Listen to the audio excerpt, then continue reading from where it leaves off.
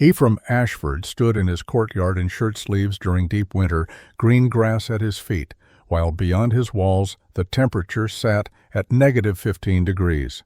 What happened in the 8 months before that moment would transform how mountain men survived winter across the northern Rockies. Before we continue, let us know where you're watching from.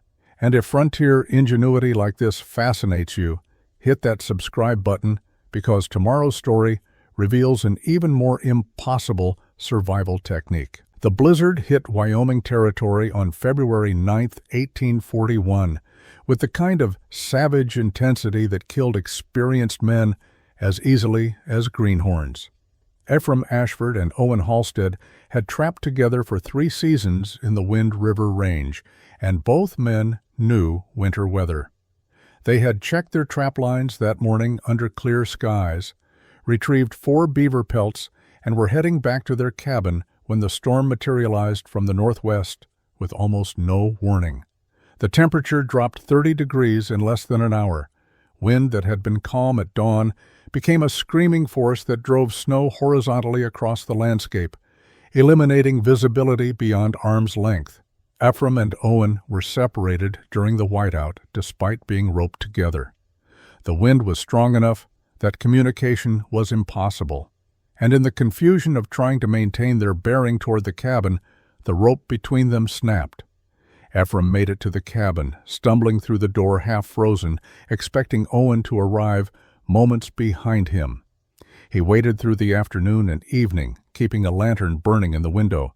The storm continued through the night with undiminished fury. By morning, the wind had subsided enough for Ephraim to venture out. He found Owen 200 yards from the cabin, frozen in a sitting position against a fallen tree. He had been close enough to see the cabin's outline through the storm, but had apparently stopped to rest and never gotten up again. The cold had killed him, despite proximity to shelter. Ephraim buried Owen 3 days later when the ground thawed enough to dig. He chose a spot on the ridge above their trap lines with a view of the mountains Owen had loved. During those 3 days, while waiting for conditions to allow burial, Ephraim sat in the cabin they had built together and tried to understand what had happened. Owen was experienced. He was strong. He had been close to shelter. The cabin had a fire burning and warm interior, but somehow, in the 200 yards between the tree where he died and the door that would have saved him, the cold had won. Ephraim kept replaying the evening in his mind, remembering how long it took him to warm up after reaching the cabin. Even with a fire burning, even with 4 walls around him, the cold had penetrated so deeply that recovery took hours. The cabin had felt inadequate against the storm's intensity. Wind had found every gap in the chinking. Cold air had leaked through the doorframe. The single layer of logs had provided minimal insulation against temperatures that plunged below zero. Ephraim realized something during those 3 days that would consume him for the next 8 months. The cabin had not been enough.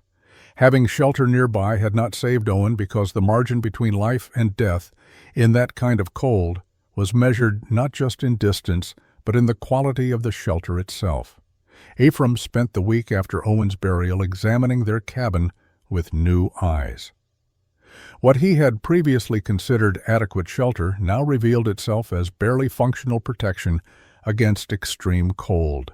The cabin measured 14 feet by 16 feet, with walls constructed from logs notched at the corners and stacked horizontally. They had built it in 5 days the previous summer, which had seemed efficient at the time. The logs still had bark on them in places. The chinking between logs was moss and mud, applied quickly and already cracking in several locations. Ephraim could see daylight through gaps near the roofline. The door was simple planks held together with cross pieces, hanging on leather hinges that allowed it to shift in the frame. Wind came through the door gap constantly. The single window was covered with oiled paper that tore easily and provided minimal insulation. The roof was poles covered with bark and a layer of sod, adequate for keeping out rain, but doing little to prevent heat loss upward. Ephraim began documenting the cabin's failures systematically. He lit a fire in the morning and measured how long it took the interior to warm. 3 hours to raise the temperature from near freezing to merely cold. He let the fire burn all day and noted that the cabin never became truly warm, just tolerable. At night, he let the fire die and tracked how quickly the interior temperature dropped. Within 2 hours, it was cold again. By morning, it was barely warmer inside than outside. He calculated the wood consumption required to maintain livable temperature. During the coldest months, they burned through their wood supply at an alarming rate, and still the cabin remained drafty and cold. The problem was not just construction quality. The fundamental design was flawed. The cabin was trying to create warmth in a tiny space, while that space was surrounded by infinite cold.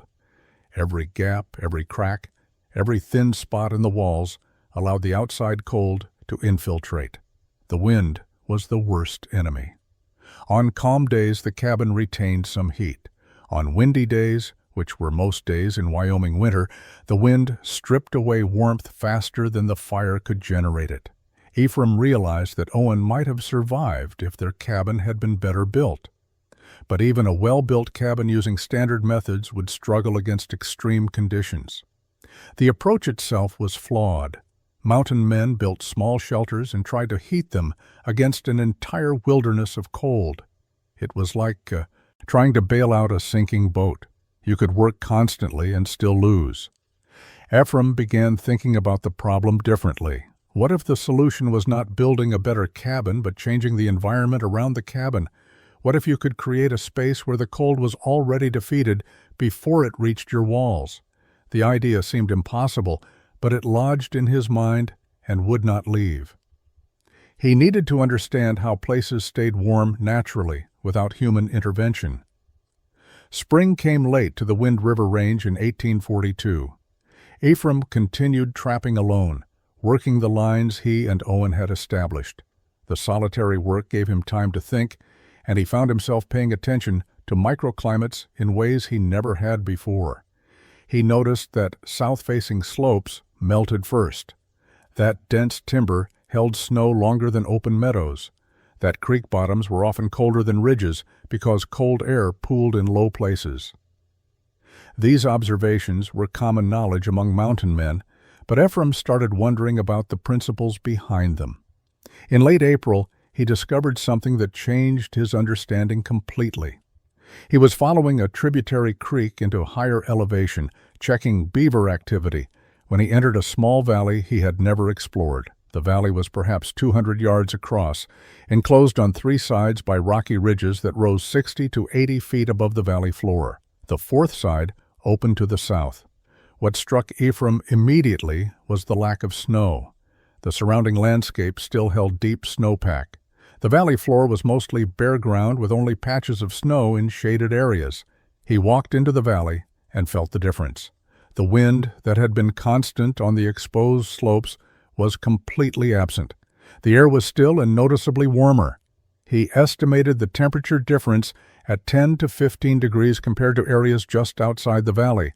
There was no cabin in the valley, no fire, no human presence at all. Yet this space was substantially warmer than the surrounding wilderness. Ephraim spent 3 days camped in that valley studying it.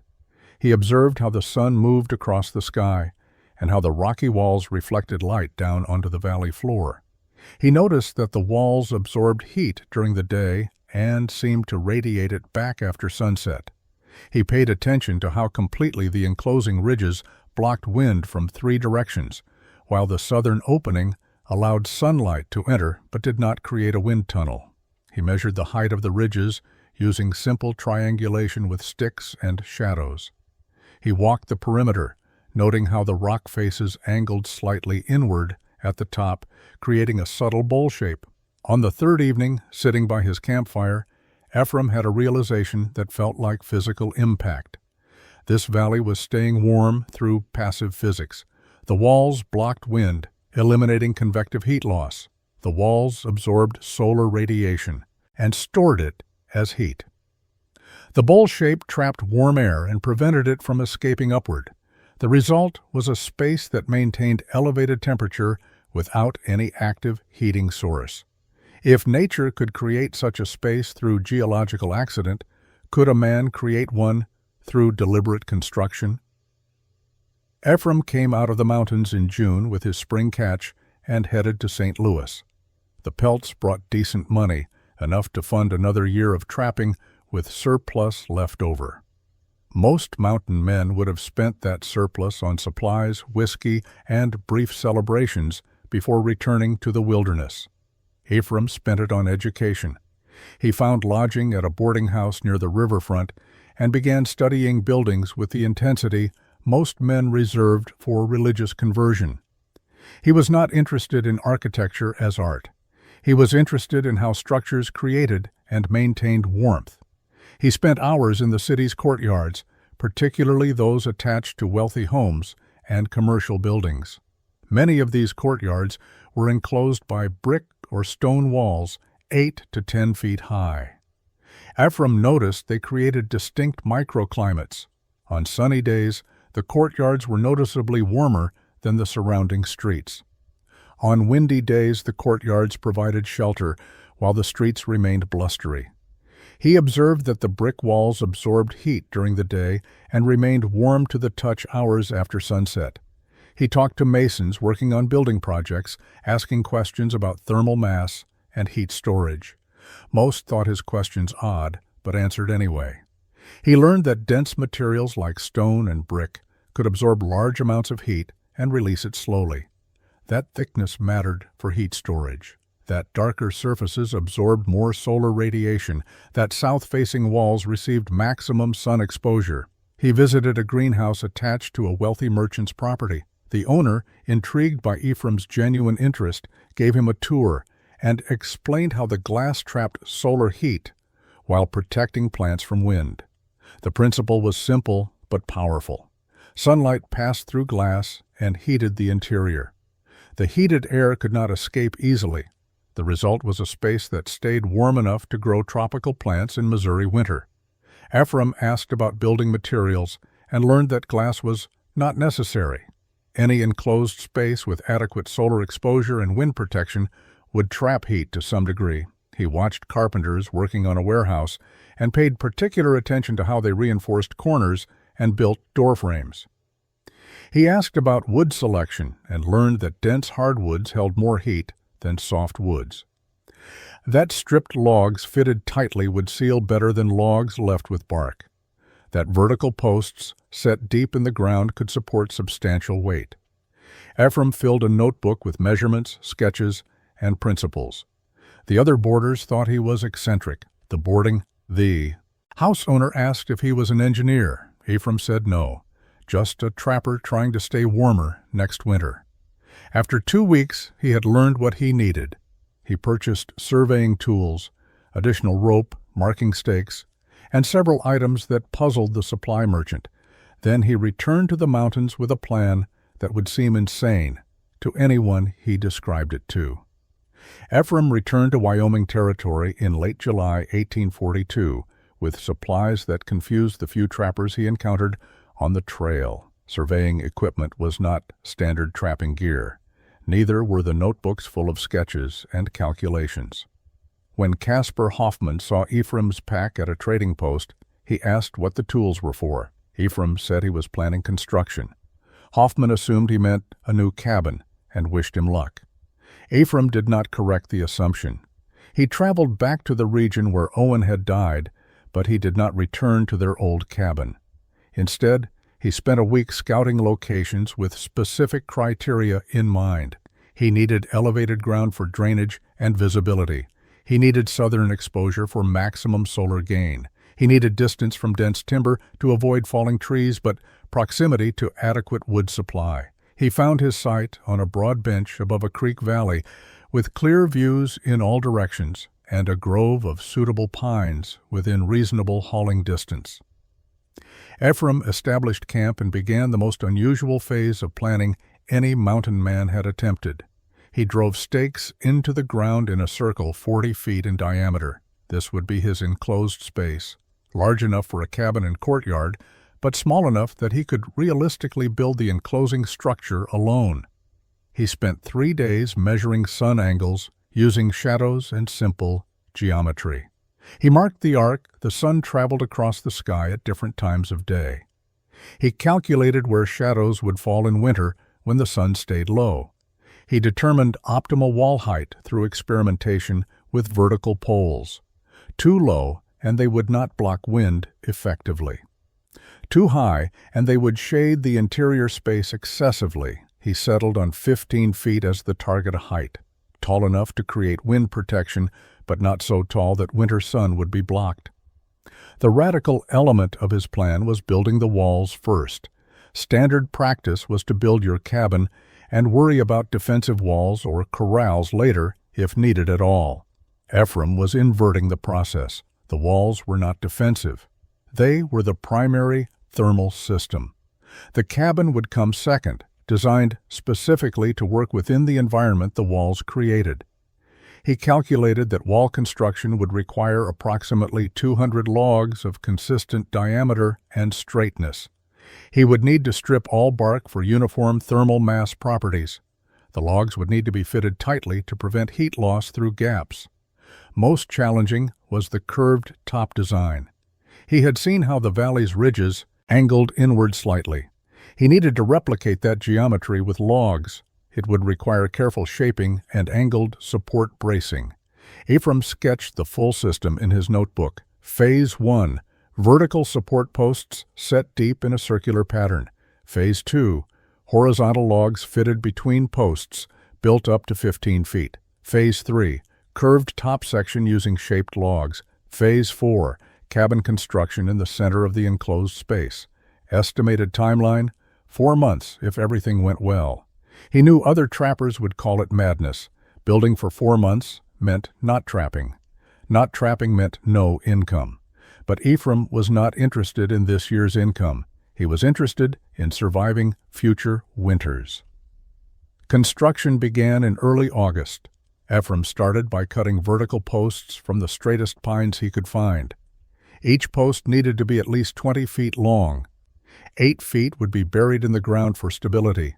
12 feet would extend above ground to support the horizontal wall logs. He cut 24 posts, spacing them evenly around his marked circle at roughly 5-foot intervals. Digging post holes in Rocky Mountain soil was brutal work. Each hole needed to be 3 feet deep and wide enough for the thick posts.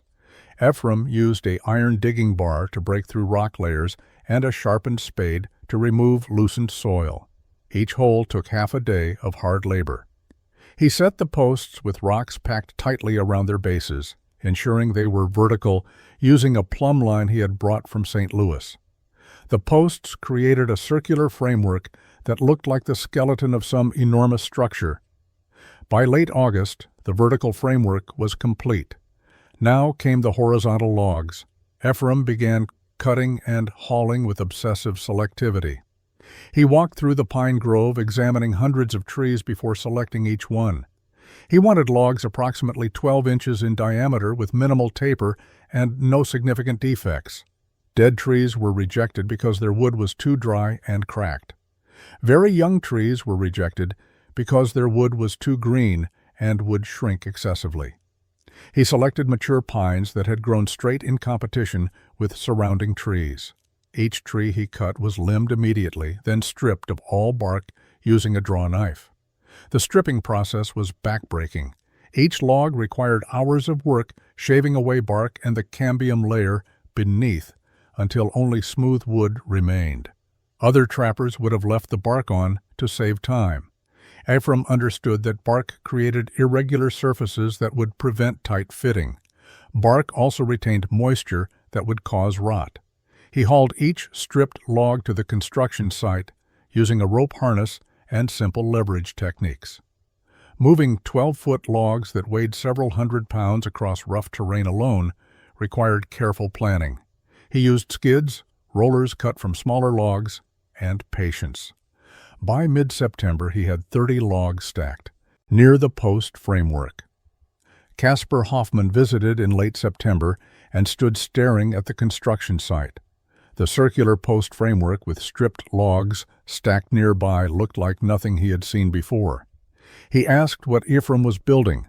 Ephraim said walls. Hoffman asked why walls before a cabin. Ephraim said the walls were the important part.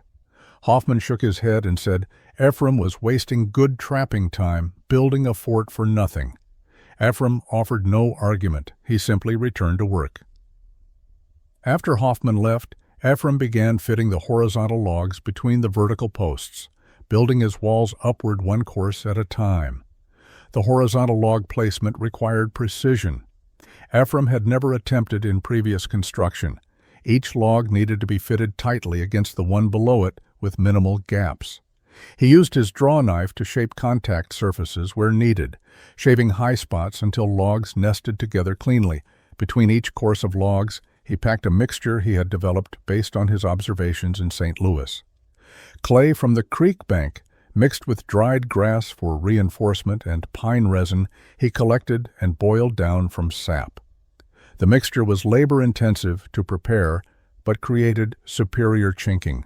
It remained flexible as wood expanded and contracted with temperature changes, but sealed gaps effectively. By early October, the walls had reached 8 feet high. The structure was already creating noticeable effects. Inside the circular enclosure, wind was reduced compared to the exposed landscape beyond. On sunny days, the interior space felt warmer. Ephraim took measurements and noted a consistent temperature difference of 5 to 7 degrees, even with walls at only half the target height.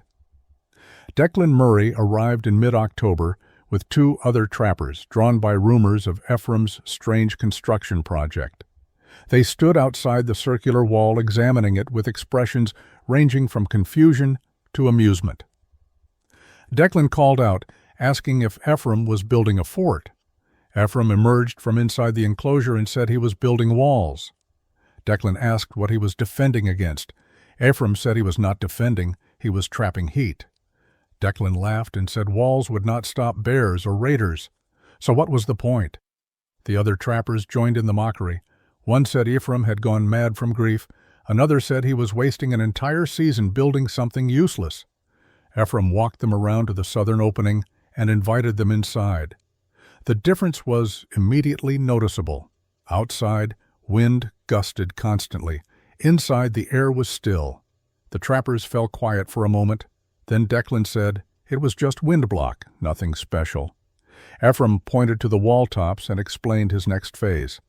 He was going to curve the top inward to reflect sunlight back down and trap warm air from escaping upward. Declan stared at him and said that was the craziest thing he had ever heard. Sunlight did not reflect off wood. Heat did not get trapped by curved walls. Ephraim said he had observed exactly those effects in a natural valley. Declan said valleys were different. This was just logs in a circle. Ephraim did not argue further. The trappers left shaking their heads. After they departed, Ephraim continued building upward. When the walls reached 12 feet, he began the most technically challenging phase. The curved top required logs that were shaped along their length to create the inward angle. He selected logs with natural curves where possible and shaped others using careful work with his draw knife and hatchet. He built angled bracing on the interior to support the curved section, creating a framework that held the shaped logs at the proper angle. By late November, the walls stood 15 feet tall, with the top 3 feet curving inward at roughly a 20-degree angle. The walls were complete by the first week of December 1842. Ephraim stood in the center of his enclosed courtyard and felt the transformation. Outside the walls, winter wind howled across the exposed bench. Inside, the air was calm. The temperature difference was immediately perceptible, even without instruments. He began systematic observations to document the thermal properties of his creation. Each morning, he measured temperature inside and outside the walls using a simple thermometer he had purchased in St. Louis. The differential varied based on conditions, but averaged between 8 and 12 degrees during daylight hours. On sunny days, the difference was even more pronounced. The walls absorbed solar radiation across their massive surface area. Stripped wood exposed directly to sun, warmed noticeably to the touch by midday. Ephraim observed the curved top section carefully. He had theorized it would reflect heat downward. The reality exceeded his expectations. On clear days, he could see the pattern of reflected light on the courtyard floor. Areas receiving both direct sunlight and reflected light from the curved walls warmed faster than areas receiving only direct sun. He marked these patterns with stakes and tracked them as the sun's angle changed through early winter. The enclosure was functioning as he had hoped, but better than he had calculated. Snow fell in mid-December. Outside the walls, it accumulated to a depth of 6 inches. Inside the courtyard, snow melted within hours on the southern half where sun exposure was strongest.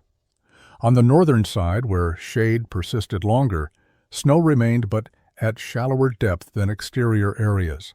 The walls were creating a microclimate with measurably different conditions than the surrounding landscape. Wind elimination was the most dramatic effect. Wyoming winter wind was relentless, often gusting to speeds that made outdoor work impossible. Inside the courtyard, wind was reduced to nearly zero. The 15-foot walls blocked prevailing winds completely. Ephraim could work comfortably on tasks that would have been impossible in exposed locations.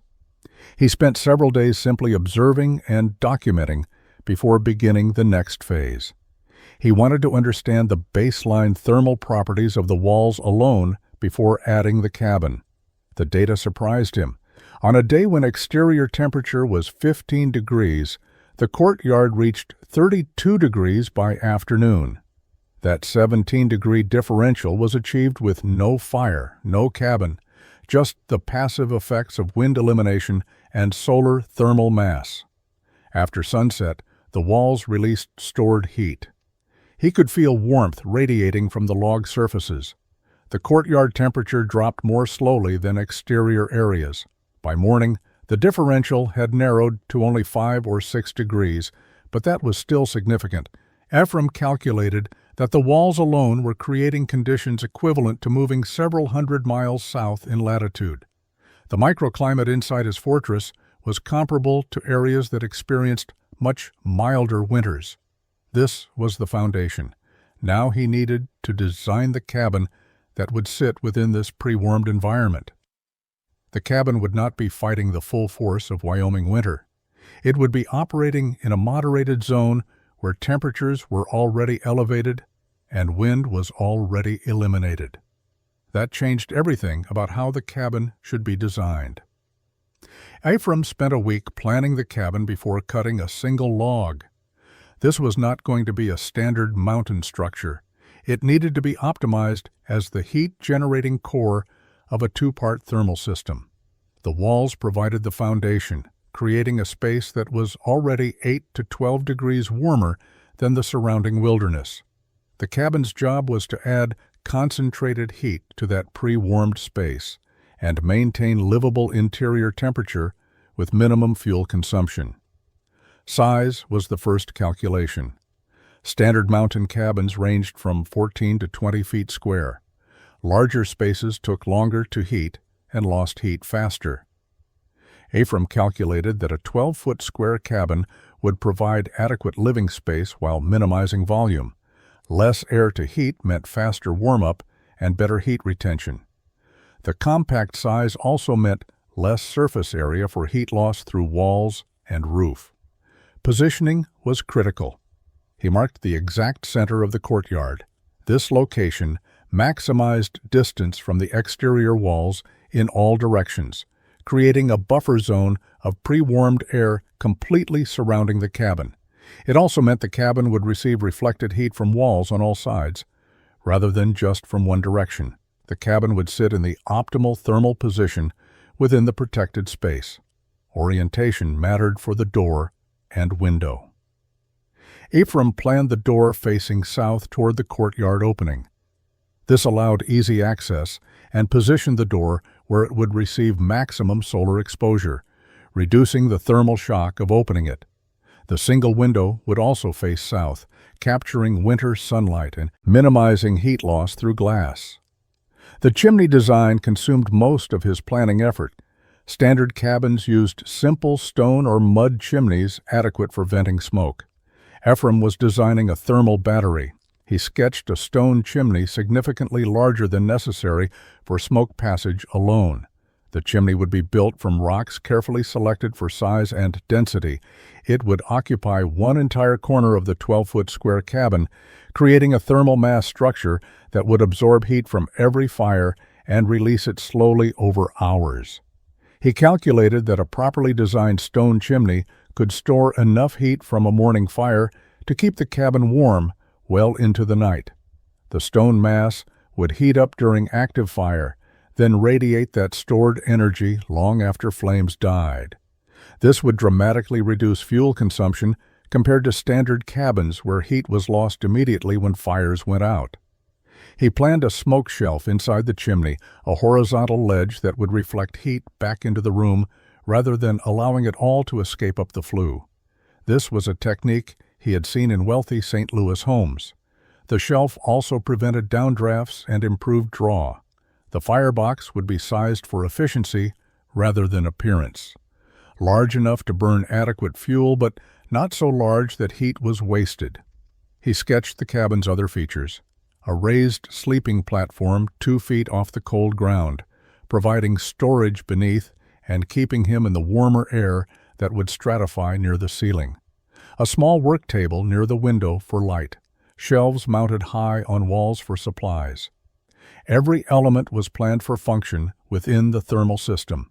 Construction of the cabin began with the chimney rather than the walls. This inverted standard practice but made sense for Ephraim's design. The chimney would be the structural and thermal anchor of the entire cabin. He spent 2 weeks gathering stones from the creek bed and surrounding slopes. He was not looking for just any rocks. He needed dense stone that would absorb and hold heat effectively. Granite was ideal. Sandstone was acceptable. He rejected porous stones that would crack under repeated heating. Each stone was evaluated for size, shape, and density. Flat stones were best for stacking. Rounded river stones were more challenging, but their density made them valuable. He hauled hundreds of stones to the construction site, sorting them by size. Large foundation stones, medium body stones, and smaller stones for filling gaps.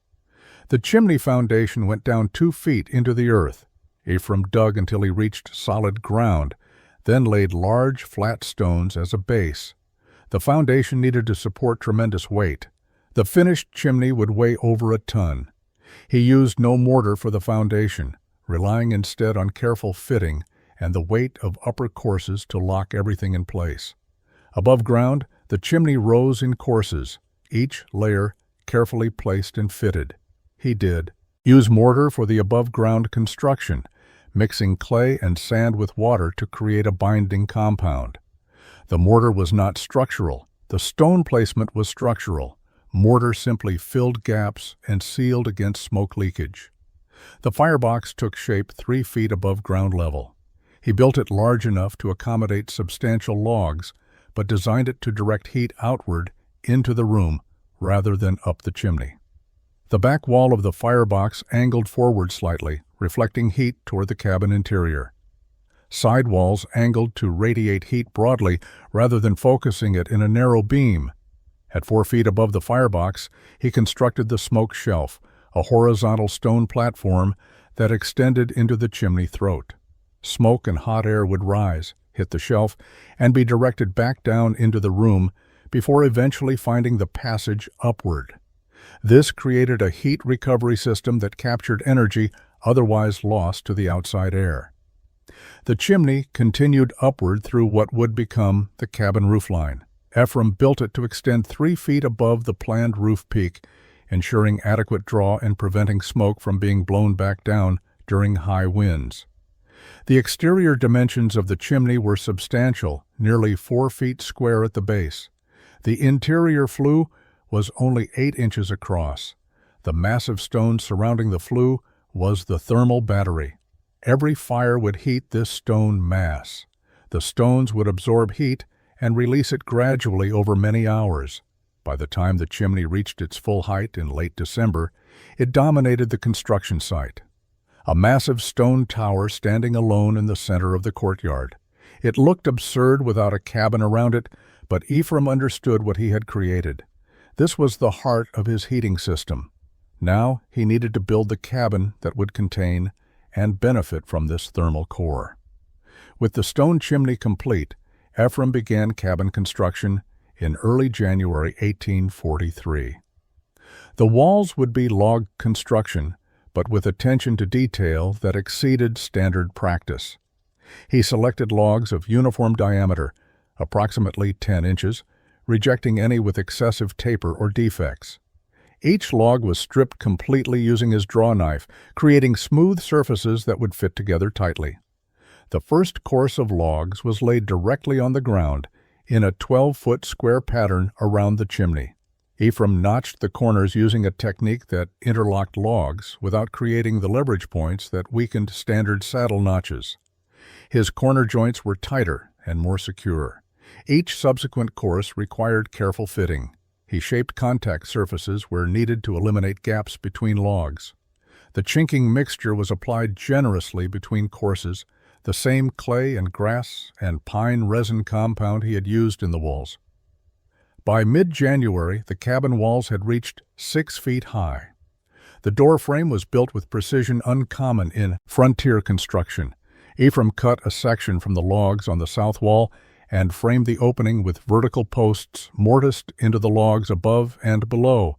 The frame was rigid enough to support the door's weight without sagging. The door itself was constructed from thick planks hewn from a single pine, fitted together tightly, and reinforced with diagonal cross-bracing on the interior face.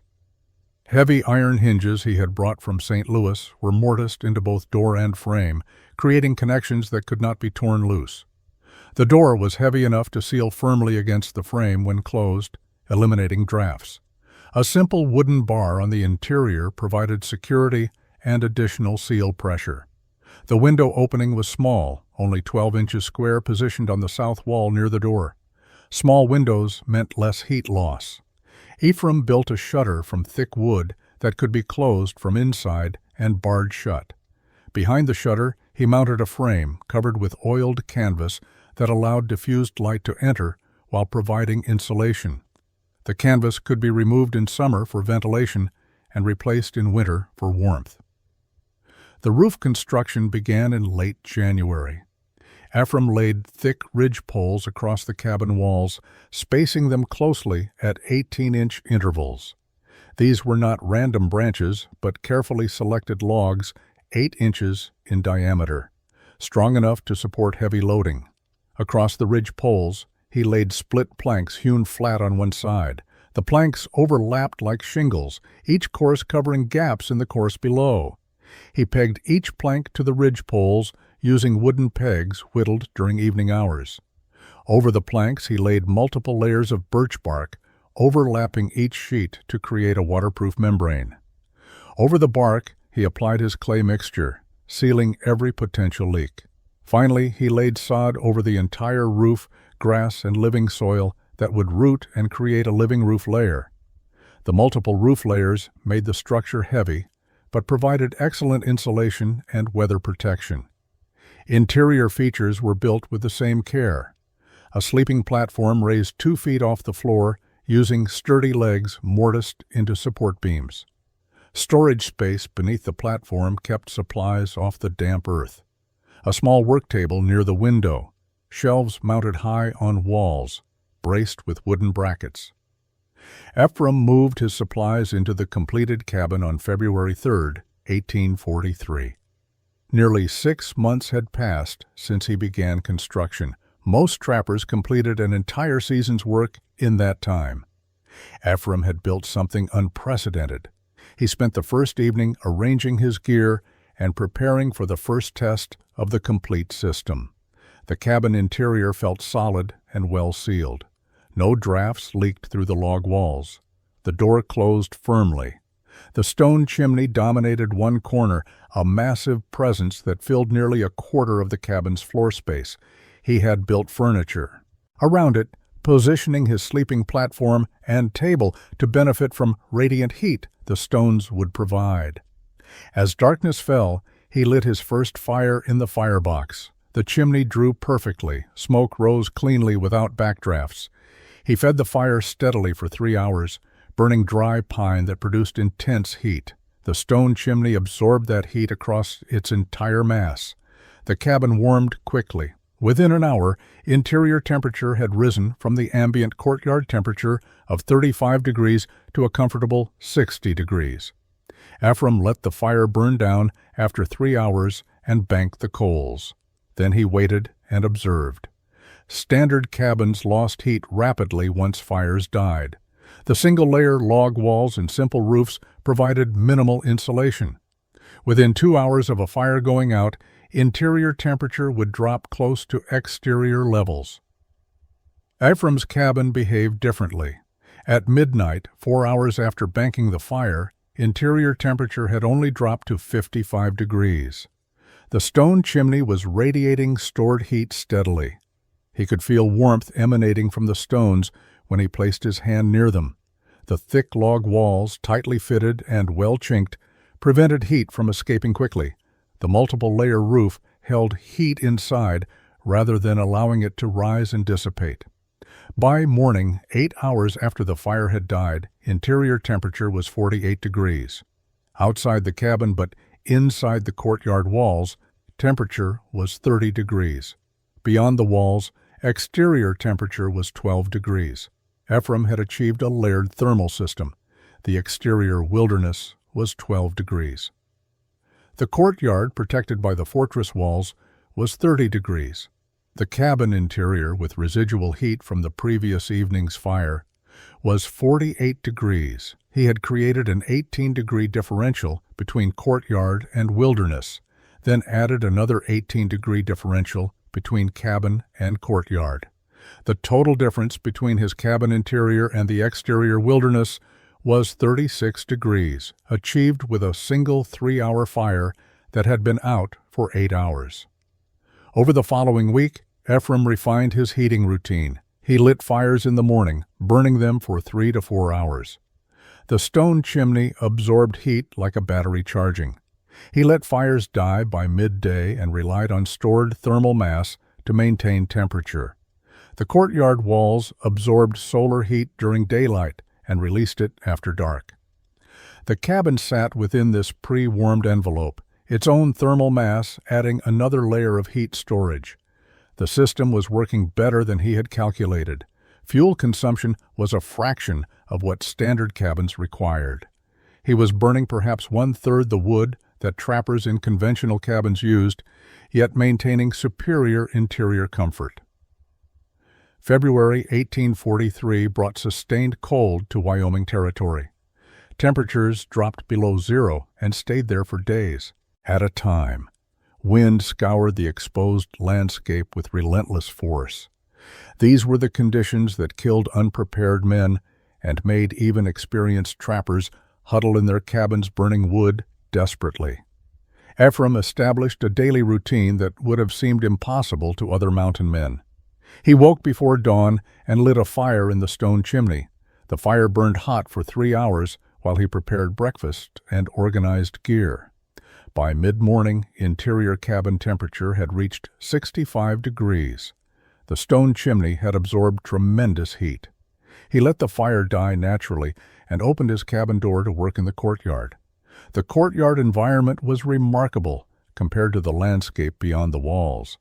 Outside, wind howled at speeds that made standing difficult. Inside the walls, air was calm.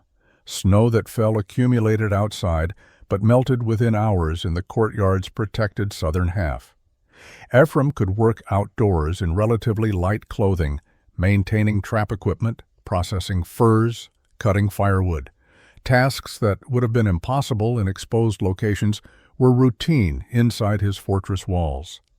The temperature differential between courtyard and exterior wilderness averaged 15 to 20 degrees during daylight hours.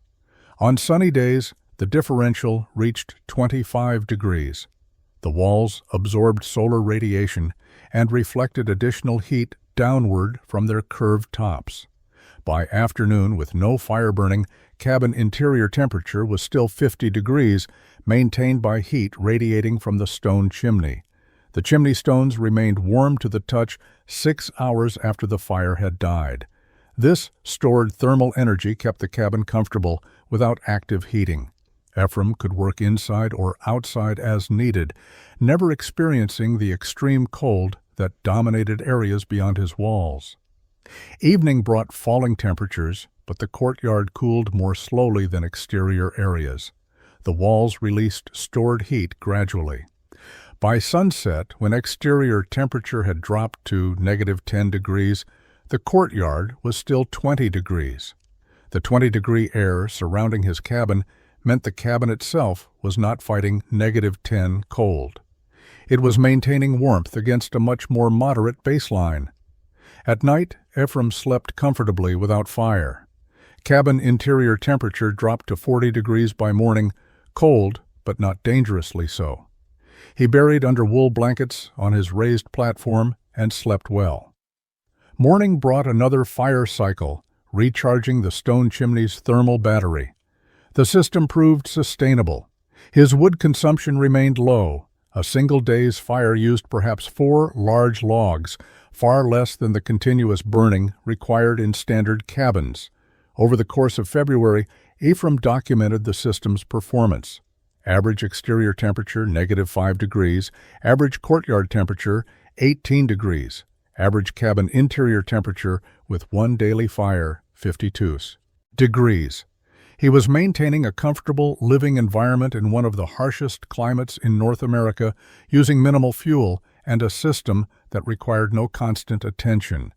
The fortress walls and optimized cabin were working together exactly as he had designed them to. Early March brought a cold snap that pushed temperatures to -20 degrees. Ephraim maintained his routine with minimal adjustment. Morning fires charged the stone chimney. Courtyard remained protected and relatively warm. Cabin interior stayed comfortable. He was processing beaver pelts one afternoon when he noticed something extraordinary near the cabin's south wall. A small patch of ground, perhaps 2 feet across, showed green. Not the brown of dormant vegetation or the white of snow. Actual green grass was growing. Ephraim knelt and examined it closely. The grass was alive, actively growing in the middle of Wyoming winter. He measured the ground temperature by burying his thermometer blade in the soil. 40 degrees. The ground itself was warm enough to support plant growth. He traced the source of warmth. The cabin's stone chimney, massive and heat-saturated, was radiating energy through the cabin floor and into the earth below. Heat escaping through the floor, normally considered wasteful, was warming the ground around the cabin foundation. That ground warmth, combined with the courtyard's elevated base temperature and protection from wind, created conditions where grass could survive and grow. It was proof of the system's effectiveness, more dramatic than any measurement. Living vegetation in deep winter demonstrated sustained warmth over days and weeks, not just momentary heat spikes. The grass required consistent above-freezing temperature to maintain green growth. Standard cabins could not create such conditions. The ground around conventional structures stayed frozen solid all winter. Ephraim was examining the grass when Ezra Lindstrom arrived unannounced. Ezra had trapped the region for 5 years and knew most of the active trappers. He had heard about Ephraim's construction project through the scattered community and came to see what the fuss was about. He stood outside the fortress walls, staring at the structure with obvious confusion. 15-foot walls in a circle, curved tops, no obvious defensive purpose. He called out, and Ephraim emerged from the cabin. Ezra asked what he had built. Ephraim invited him inside. Ezra walked through the southern opening and stopped. The temperature difference was immediately perceptible. Outside, bitter cold and wind. Inside, relative warmth and calm air. Ezra looked around at the courtyard, at the cabin centered within it, at the walls rising overhead. Then he noticed the grass. He walked over and knelt beside it, touching the green blades with disbelief. He looked at Ephraim and said, "This was impossible. Grass could not grow in winter. Ephraim said it was not impossible, it was physics. The walls trapped solar heat during the day and released it at night. They blocked wind completely. The cabin's chimney stored fire heat and radiated it continuously. The combined system created a microclimate warm enough for vegetation. Ezra stood and walked the courtyard perimeter. He felt the walls, noting they were slightly warm, despite the frozen landscape beyond.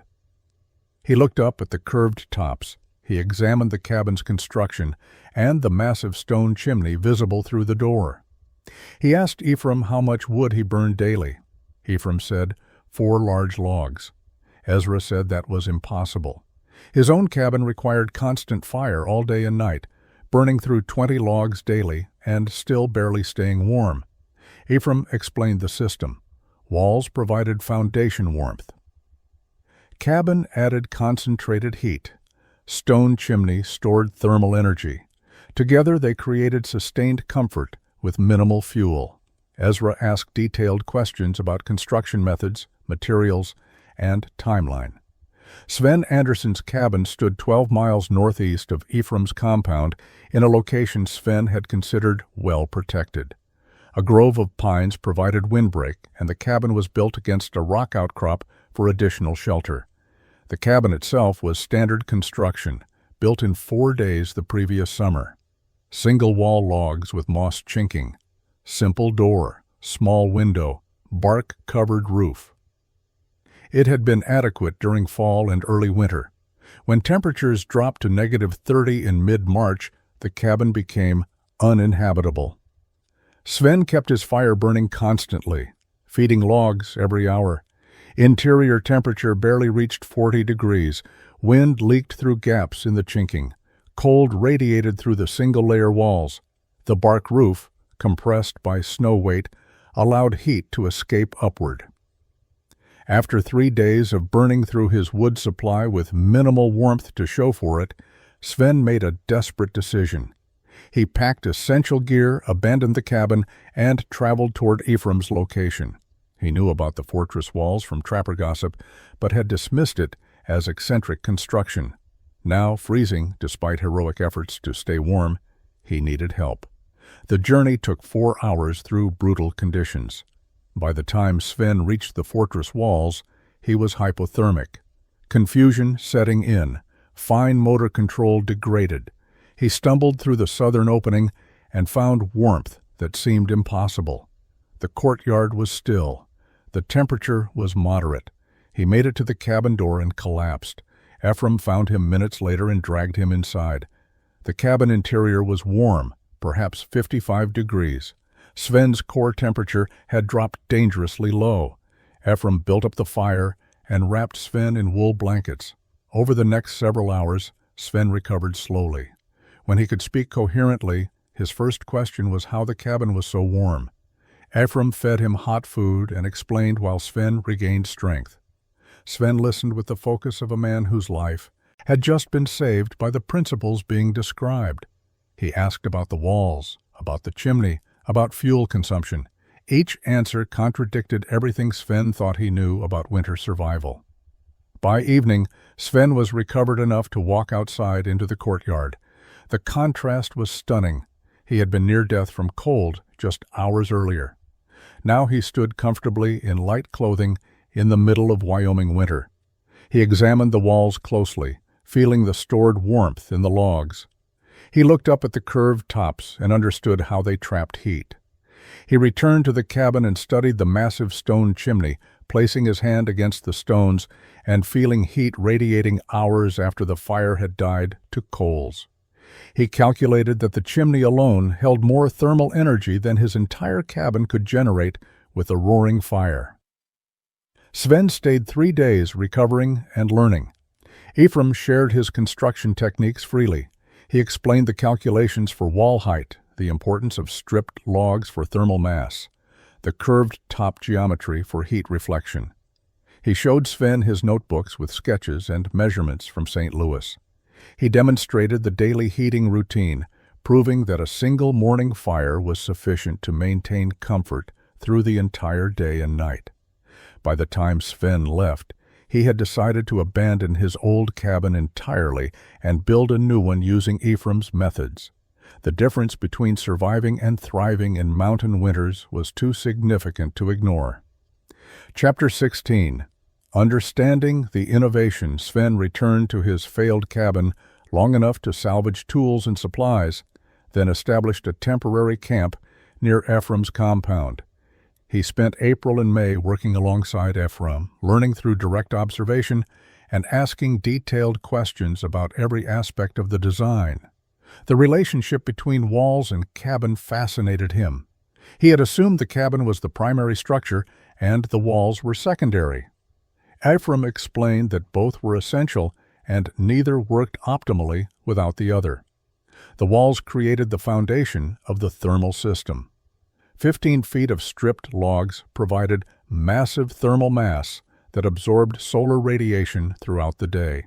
The surface area was enormous, hundreds of square feet of wood exposed to sun.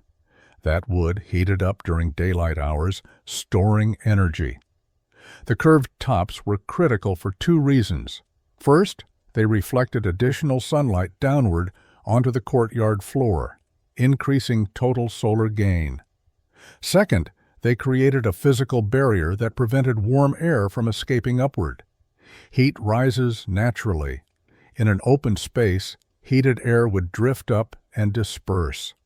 The curved walls created a lid effect without requiring an actual roof. Warm air rose but encountered the curved surface and was directed back down. The wind elimination was equally important. Wind strips heat through convection. Moving air across a warm surface carries heat away continuously. Inside the fortress walls, air was calm. Heated surfaces retained their warmth instead of losing it to wind. Ephraim estimated the walls provided 60% of the total thermal benefit. They transformed the harsh Wyoming climate into something more moderate before the cabin even entered the equation. But the walls alone were not enough for comfortable living. The cabin provided the remaining 40% through concentrated heat generation and storage. The stone chimney was the key component. Its thermal mass exceeded the cabin walls significantly. A morning fire heating the chimney stone stored enough energy to warm the cabin interior for 12 to 16 hours. The cabin's compact size meant that stored energy maintained temperature effectively. Tight construction prevented heat loss. The carefully fitted logs, superior chinking, sealed door, and multiple-layer roof all minimized thermal escape. The cabin was not fighting to heat infinite space against infinite cold. It was maintaining temperature in a small, well-insulated box that sat within an already warm courtyard. Sven grasped the integrated nature of the design. Remove the walls and the cabin would struggle like any conventional structure. Remove the cabin and the courtyard would be warmer than surrounding wilderness, but not warm enough for comfortable habitation.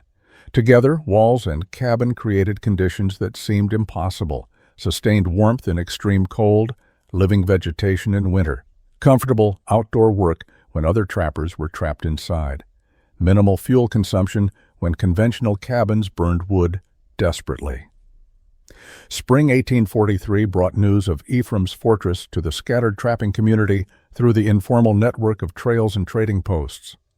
Sven Anderson spoke openly about his experience, describing how he nearly froze in his conventional cabin, then recovered in warmth inside Ephraim's walls. Other trappers who had survived brutal winter conditions began asking questions. Some remained skeptical. Building for months instead of trapping seemed like madness, but those who had faced genuine survival crises were willing to consider radical solutions. Ezra Lindstrom started construction on his own walled compound in May, selecting a site 15 miles from Ephraim's location with similar elevation and exposure. He followed the core principles, but adapted details to his situation and available materials. Ezra's walls were built using the same circular pattern and 15-foot height, but he incorporated more stone into the lower courses where he had abundant rock nearby. The stone added thermal mass and created a hybrid design that worked well.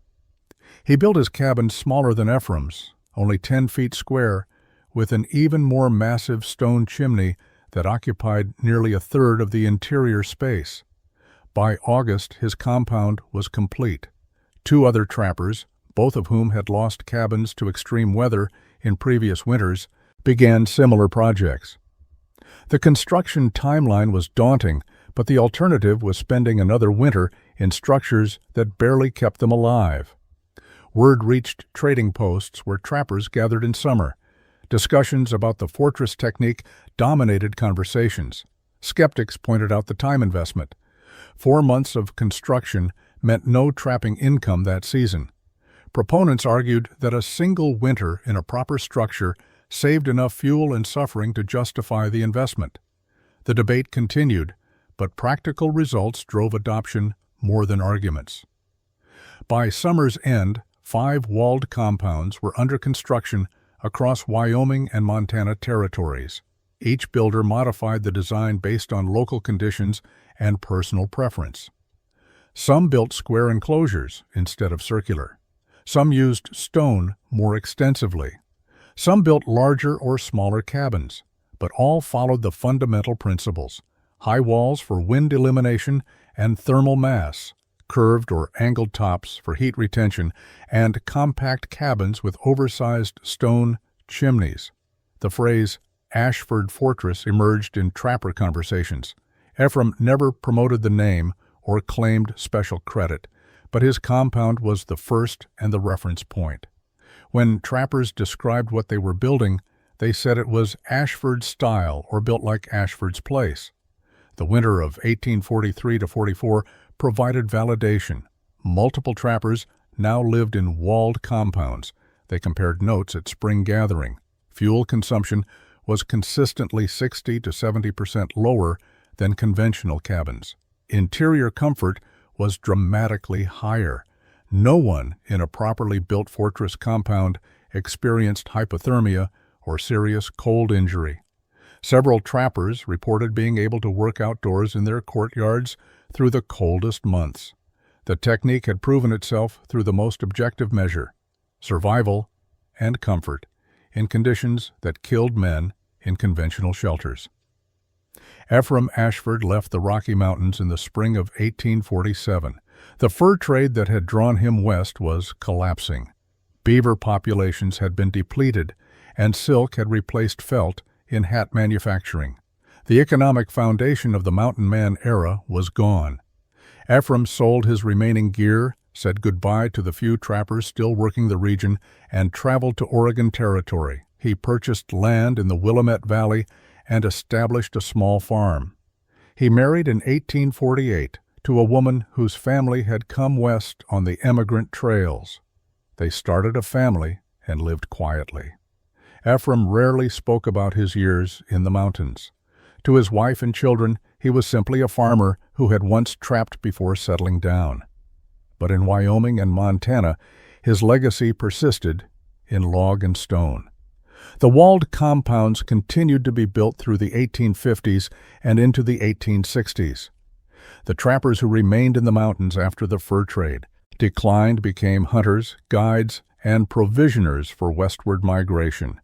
They maintained their fortresses and built new ones as they relocated. Settlers moving west discovered abandoned fortress compounds and recognized superior construction. Some were occupied by new inhabitants who appreciated winter protection. Others served as way stations where travelers could shelter. The phrase, built Ashford style, became frontier shorthand for construction that could withstand the worst conditions. The technique spread beyond the original trappers. Army scouts building remote cabins adopted the principles. Trading post operators used fortress designs for their main structures. Homesteaders in the coldest regions built smaller versions with 8 to 10-foot walls and compact cabins. The specific details varied, but the core innovation remained. Use walls to create a moderated microclimate, then build an efficient cabin within that protected space. The two-part system consistently outperformed conventional single-structure approaches. Modern historians studying frontier architecture occasionally encounter references to fortress cabins or walled compounds in journals and letters from the 1840s through 1860s. Most of these references trace back to the original technique Ephraim developed. Ephraim Ashford died in 1871 at age 62 on his Oregon farm. His death notice in the local newspaper described him as a respected farmer and family man. No mention was made of his mountain years or the innovation that had saved lives across the northern Rockies. He was buried in a small cemetery outside Salem. His gravestone gave his name, dates, and nothing more. But scattered across Wyoming and Montana, log walls still stood weathered but solid. Stone chimneys rose inside circular enclosures. The structures proved the principle that innovation comes from understanding physics and refusing to accept that traditional methods are the only methods. Ephraim had transformed winter survival by recognizing that shelter was not one structure, but a system. The impossible had become routine through knowledge and determination.